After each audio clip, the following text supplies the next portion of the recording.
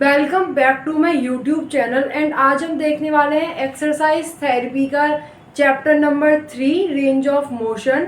तो उसके अंदर क्या है, रेंज ऑफ मोशन बेसिकली होता क्या है, किसी भी जॉइंट के लिए, फॉर एग्जांपल ये हमारी फिंगर्स हैं, इनका भी एक रेंज है मोशन करने की।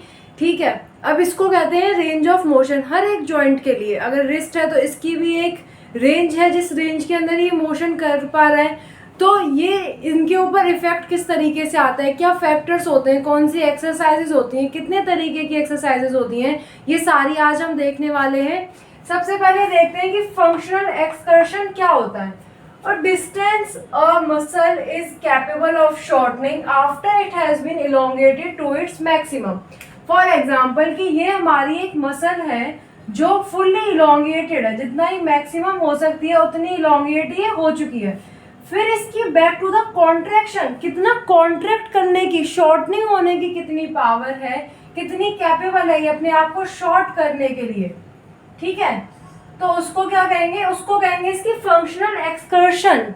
ठीक है, ये डिपेंड करती है हमारी ये 2 जॉइंट मसल है या 1 जॉइंट मसल है, उसके ऊपर फंक्शनल एक्सकर्शन जो है वो डिपेंड करता है। अब देखते हैं कि फैक्टर्स, जो फैक्टर्स हैं कि रेंज ऑफ मोशन को कौन से फैक्टर्स हैं जो इफेक्ट करते हैं। सबसे पहले है सिस्टमिक, जॉइंट, न्यूरोलॉजिकल या कोई भी मस्कुलर डिजीज। जितनी भी, बिकॉज जो हमारी स्केलेटल मसल्स हैं या हमारी बॉडी है वो किस बेसिस पे मूव करती है, जो हमारी स्केलेटल मसल्स होती हैं उनकी वजह से मूव करती है। तो ये सारा सिस्टम क्या होता है, जो हमारा नर्वस सिस्टम है वो हमारे मसल्स को सिग्नल भेजता है, तो हमारी मसल्स मूव करती हैं। अगर आपकी कोई न्यूरोलॉजिकल इश्यूज हो गई, ठीक है, या मस्कुलर इश्यूज हो गए, तो आपकी बॉडी जो है उस तरीके से जो जॉइंट्स हैं वो मूव नहीं करेंगे। ठीक है, तो इसीलिए जो रेंज होती है मोशन की वो कम हो जाती है। दूसरा है सर्जिकल या ट्रॉमेटिक इंसल्ट्स। अगर किसी का कोई ट्रॉमा हो गया, कोई रोड एक्सीडेंट हो गया, या कोई हाइट से फॉल कर गया, या कोई सर्जरी हुई है किसी की, तो क्या होगा कि वो कुछ टाइम के लिए जो जॉइंट है वो रेस्ट पर चला जाएगा, पूरी बॉडी जो पेशेंट की वो रेस्ट पर चली जाएगी, तो उसकी जो हर जॉइंट की जो रेंज ऑफ मोशन होगा वो डिक्रीज हो जाएगा। थर्ड है इमोबिलाइजेशन फॉर एनी रीजन, कोई भी रीजन जिसकी वजह से पेशेंट जो है मूव नहीं कर पा रहा, चाहे वो हो सकता है वो विलिंगली मूव ना कर रहा हो, या हो सकता है कोई पैथोलॉजिकल कंडीशन ऐसी हो जिसकी वजह से वो मूव ना कर रहा हो। तो जब आपके जॉइंट्स मूव नहीं करेंगे फॉर अ लॉन्ग टाइम, तो वो जो है आपकी रेंज ऑफ मोशन को जॉइंट की कम कर देगा। अब देखते हैं कितने टाइप्स की रेंज ऑफ मोशन एक्सरसाइजेज होती हैं। अब एक्सरसाइजेज जो है इसकी रेंज ऑफ मोशन को इंक्रीज करने के लिए करवाई जाएंगी। ठीक है, 3 टाइप की होती हैं, passive, active, active assistive range of motion exercises. इनका नाम खुद बता रहा है कि पैसिव रेंज ऑफ मोशन जो होगा वो पेशेंट अपने आप नहीं करेगा, वो एक्सरसाइजेस जो है किसी थेरेपिस्ट, किसी फैमिली मेंबर या किसी मशीन के थ्रू वो एक्सरसाइजेस कराई जाएंगी। सेकंड है एक्टिव रेंज ऑफ मोशन, जो है वो पेशेंट अपने आप करेगा, जो पेशेंट होगा वो इतना कैपेबल होगा कि वो अपनी जो रेंज है उसको अपने आप कर सके। ठीक है, अपनी जो जॉइंट है उसको खुद मूव कर सके। थर्ड है आपका active assistive range of motion, मतलब कि असिस्टेंस प्रोवाइड करा जाएगा पेशेंट को जब वो एक्टिव रेंज ऑफ मोशन कर रहा होगा, मतलब थोड़ा सा सहारा दिया जाएगा, या पेशेंट को जो है थेरेपिस्ट के थ्रू दिया जाएगा या किसी और उसके फैमिली मेम्बर के थ्रू दिया जाएगा, लेकिन थोड़ा सा असिस्टेंस उसको प्रोवाइड कराया जाएगा। अब हम एक एक करके सारी types of range of motions की एक्सरसाइजेज जो हैं इनको ध्यान से देखते हैं, कब इनकी ज़रूरत होगी, क्या इंडिकेशंस है, क्या कॉन्ट्रा इंडिकेशंस है, इन सब चीज़ों को देखते हैं।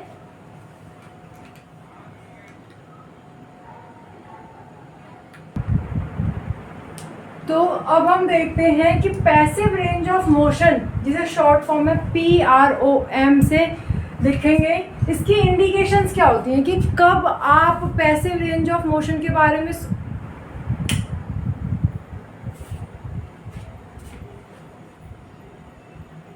तो अब हम देखते हैं पैसिव रेंज ऑफ मोशन के बारे में, जिसे शॉर्ट में लिखेंगे PROM, कि इसकी इंडिकेशंस क्या हैं कि कब आप सोचोगे कि इस पेशेंट को, एक स्पेसिफिक पेशेंट को पैसिव रेंज ऑफ मोशन की एक्सरसाइजेस की ज़रूरत है या एक्टिव एक्सरसाइजेस की ज़रूरत है या एक्टिव असिस्टेड एक्सरसाइजेस की ज़रूरत है। तो इसकी इंडिकेशंस हैं कि जब एक्यूट इन्फ्लेम्ड टिश्यूज़ हों, मतलब कि कुछ 1 वीक के अराउंड की इंजरी है पेशेंट को और वहाँ पर इन्फ्लेमेशन हो रखी है, तो वहाँ पर आप पैसिवली उसकी जो जॉइंट है उसको मूव करेंगे। एंड कोमाटोज, पैरालाइज्ड और ऑन कंप्लीट बेड रेस्ट पर कोई पेशेंट है। कोमाटोज का मतलब होता है जब कोई पेशेंट कोमा के अंदर हो या फिर उसका जो है वो पैरालाइज्ड है या फिर किसी भी वजह से वो बेड रेस्ट पर है फुल्ली, कोई और पैथोलॉजिकल इशू है जिसकी वजह से वो अपने जॉइंट्स को मूव नहीं कर पा रहा है, तो इस कंडीशन में आप जो है उसको पैसिव एक्सरसाइज ही करवाएंगे। अब देखते हैं कि इसके गोल्स क्या होते हैं, पैसिव ROM के, PROM के गोल्स क्या होते हैं। सबसे पहला गोल होता है इसका कि decrease cartilage degeneration, adhesion and contracture formations and poor circulation. जब आपकी जो बॉडी का सेगमेंट मूव नहीं करेगा तो वहाँ पर जितनी भी आपकी कनेक्टिव टिश्यूज होंगे उनके अंदर कोई ना कोई मल फंक्शनिंग तो होना शुरू हो ही जाएगी। तो जो हमारा कार्टिलेज प्रेजेंट होता है वो न्यूट्रिशन कहाँ से लेता है, वो न्यूट्रिशन लेता है अपने आसपास की जो उसकी साइनोवियल फ्लूइड प्रेजेंट होता है उससे डिफ्यूजन के थ्रू वो न्यूट्रिशन लेता है, बिकॉज कार्टिलेज के पास तो ब्लड सप्लाई होती नहीं है। तो वहाँ पर जो है जब मोशन नहीं होगा तो साइनोवियल जॉइंट क्या करेगा, वो डिफ्यूजन प्रोवाइड नहीं कर पाएगा कार्टिलेज को, तो वहाँ पर जो है कार्टिलेज की डीजनरेशन होने लग जाएगी। लेकिन जब आप पैसिव रेंज ऑफ मोशन की एक्सरसाइज कराएंगे उसको, तो उसका जो है जॉइंट मूव करेगा तो साइनोवियल फ्लूइड भी डिफ्यूज होकर के कार्टिलेज को न्यूट्रिशन प्रोवाइड करेगा। एंड अडहेशन और कॉन्ट्रैक्चर्स जो फॉर्म हो जाते हैं बहुत प्रोलॉन्ग इनएक्टिविटीज़ की वजह से, तो वो भी आपके जो है पैसिव रेंज ऑफ मोशन की वजह से डिक्रीज हो जाएंगे। दूसरा है आपका पेन, जो पेन है पेशेंट को वो भी इसकी वजह से डिक्रीज होगा। थर्ड है help healing process after injury और सर्जरी, में भी ये हेल्प करता है। Fourth one is enhance synovial movement for cartilage nutrition and diffusion of material in joint. For example ये हमारा नी जॉइंट है, इसके अंदर ये हमारी फीमर और ये हमारी टीबिया बोन है, इसके बीच में जो हमारा साइनोवियल फ्लूइड प्रेजेंट होता है और यहाँ पर हमारे कार्टिलेज, आर्टिकुलेटिंग कार्टिलेजेस प्रेजेंट होते हैं। तो जब ये हमारा अगर मूव नहीं करेगा, तो जॉइंट अगर मूव नहीं कर रहा है तो साइनोवियल फ्लूइड भी मूव नहीं कर रहा होगा। अगर हम उसको पैसिवली भी मूव करा रहे हैं तो यहाँ पर जो साइनोवियल फ्लूइड प्रेजेंट है वो मूव करेगा, तो यहाँ पर डिफ्यूजन का जो प्रोसेस है वो कंप्लीट होगा। एंड यहाँ पर जो कार्टिलेज है उसको वो कार्टिलेज हो या बाकी जो मटेरियल्स होते हैं जॉइंट में उनको डिफ्यूजन के थ्रू न्यूट्रिशन प्रोवाइड होगा, तो एक जो जॉइंट है वो बैक टू द नॉर्मल चला जाएगा ना, कि मतलब वो एक हेल्दी कंडीशन के अंदर जाना शुरू कर देगा। अब देखते हैं कि कुछ और यूजेस क्या होते हैं PROM के। ये तो हमारे गोल्स हो गए कि इनको करके हम PROM को करके ये सारी चीज़ें कर सकते हैं, बट कुछ और यूजेस भी हैं PROM के, जैसे कि use to determine limitation of motion and joint stability. इससे जो थेरेपिस्ट होगा उसको ये डिटरमाइन करने में हेल्प मिलेगी कि पेशेंट की कितनी रेंज है, अभी कितनी हमें प्रोग्रेस करके और गेन करनी है, कितनी जॉइंट स्टेबिलिटी है उसके पास, ये सारी चीज़ें। And help therapist to teach active exercise programme. जब आप किसी भी पेशेंट को एक एक्टिव या होम एक्सरसाइज प्रोग्राम दोगे, तो अगर आपको पता है कि उसकी जो रेंज है अगर वो इतनी है, ठीक है, अगर उसकी रेंज कम है तो आप उसको ऐसी ही एक्टिविटीज़ कहेंगे ना होम प्रोग्राम के लिए, एक्टिव एक्सरसाइज प्रोग्राम के लिए, जिसके अंदर कि वो एक स्पेसिफिक रेंज के अंदर ही उन एक्टिविटीज़ को करे। तो ये जो है थेरेपिस्ट को भी हेल्प करता है डिटरमाइन करने के लिए। तो अब देखेंगे active and active assistive range of motion exercises. Active क्या होता है कि जब पेशेंट अपने आप एक्सरसाइजेस को कर सके, उसे किसी की असिस्टेंट की या किसी की हेल्प की ज़रूरत ना पड़े। एंड एक्टिव असिस्टिव एक्सरसाइजेस क्या होता है, जिसके अंदर की पेशेंट को ज़रूरत पड़े किसी और की, थेरेपिस्ट की या अपनी दूसरी एक्सट्रीमिटी की, उसके अपनी रेंज ऑफ मोशन को पूरा करने के लिए, इस तरीके से। तो असिस्टेंस कहाँ से मिल रहा है, इस दूसरी एक्सट्रीमिटी से मिल रहा है। और रेंज ऑफ मोशन किसका पूरा हो रहा है, जो मेरी अफेक्टेड साइड है। अब इसके इंडिकेशंस देखते हैं। Patient is able to contract the muscles, जब पेशेंट अपने आप अपनी मसल्स को कंट्रोल कर सके, कॉन्ट्रैक्ट कर सके, तो उसको पैसिव रेंज ऑफ मोशन की ज़रूरत नहीं है, वो एक्टिवली उसको परफॉर्म कर पा रहा है। ठीक है। Use for aerobic conditioning programme, ठीक है, एरोबिक कंडीशनिंग के लिए इसको यूज करा जाएगा। थर्ड है पेशेंट की जब वीक मस्कुलरेचर हो और अनेबल हो वो मूव करने में जॉइंट को, जितनी, जैसे कि फॉर एग्जांपल अगर हमें पेशेंट के हैंड को मूव करना है इतनी रेंज के अंदर, बट उसकी जो मसल्स हैं, जो उसके एल्बो फ्लेक्सर्स हैं वो वीक हैं, तो हम क्या करेंगे, उसको जहाँ तक अपने आप वो कर पा रहा है वो ठीक है, फिर हम उसको असिस्टेंस करेंगे क्योंकि उसकी मसल्स जो हैं वो वीक हो चुकी हैं। ठीक है। तो यहाँ पर हम क्या करेंगे, assistive active range of motion exercises का यूज करेंगे। सेकंड, फोर्थ हम देखते हैं, active range of motion use किया जाता है उन रीजन्स के अंदर जब, जैसे कि हमारा ये सेगमेंट है पूरा, ठीक है, ये हमारा शोल्डर हो गया, ये हमारी एल्बो हो गई। ठीक है।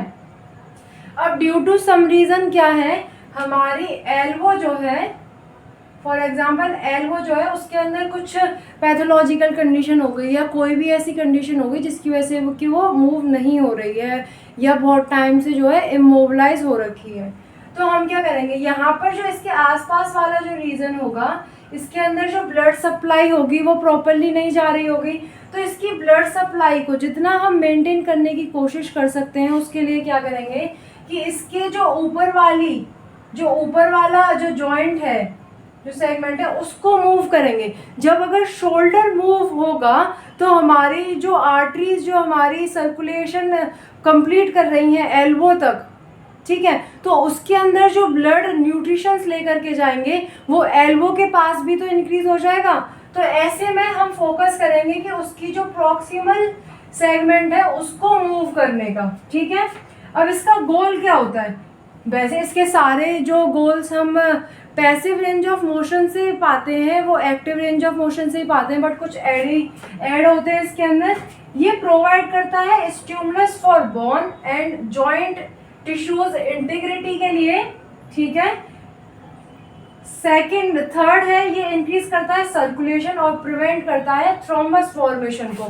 जब बहुत लंबे टाइम तक कोई जॉइंट मूव नहीं होता है तो वहाँ पर थ्रोम्बस फॉर्मेशन के चांसेस इंक्रीज हो जाते हैं।